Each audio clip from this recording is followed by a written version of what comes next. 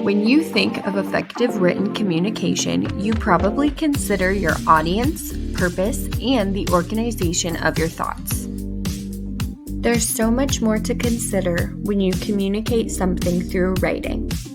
You must also consider what method you will use to communicate, your form, clarity, and tone, and whether or not you have created an accessible piece of writing. The real question is, how do you make written communication both effective and engaging?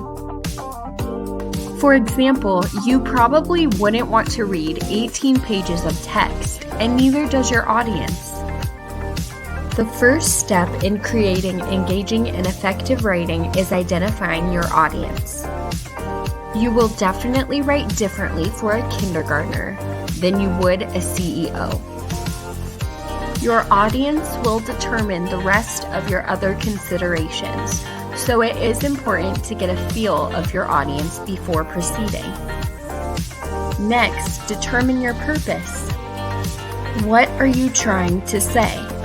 If your audience is supposed to remember one thing, what is it? Your purpose will help you shape your written communication into a format that highlights this message. You will want to uplift your purpose and the key ideas in your message throughout your writing piece. You will need to find a balance between too much and not enough information. In business writing, you will want to get straight to the point without embellishment.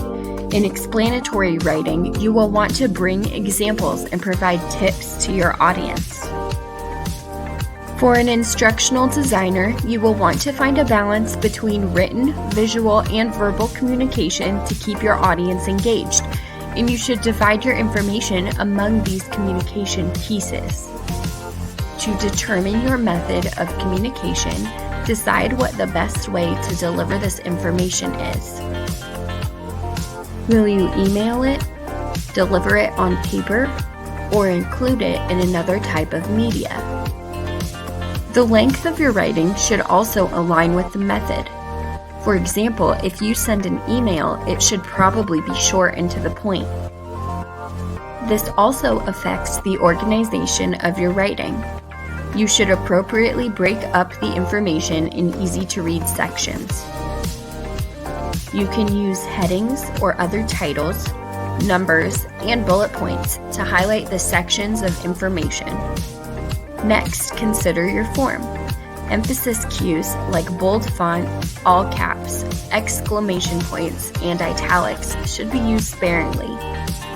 Clarity goes hand in hand with form. Is your writing clear, and would it make sense to somebody who didn't previously know about the situation? Remember, the average person only has about a 2-minute attention span, so really consider if you got your point across in about that much time. Your tone should be professional, and you should use an active voice in communications with others. You can adjust this as needed for specific projects, but it's a good rule of thumb to follow. Your writing should follow the WCAG standards for accessibility, especially for instructional design projects. Your project should be accessible to all people. Consider adding graphics, audio, or other media to help you support your message. You will engage your audience by producing writing that they will easily be able to read. Provide real examples, relatable stories, and even humor to help draw them in. Thanks for listening, and good luck with your writing.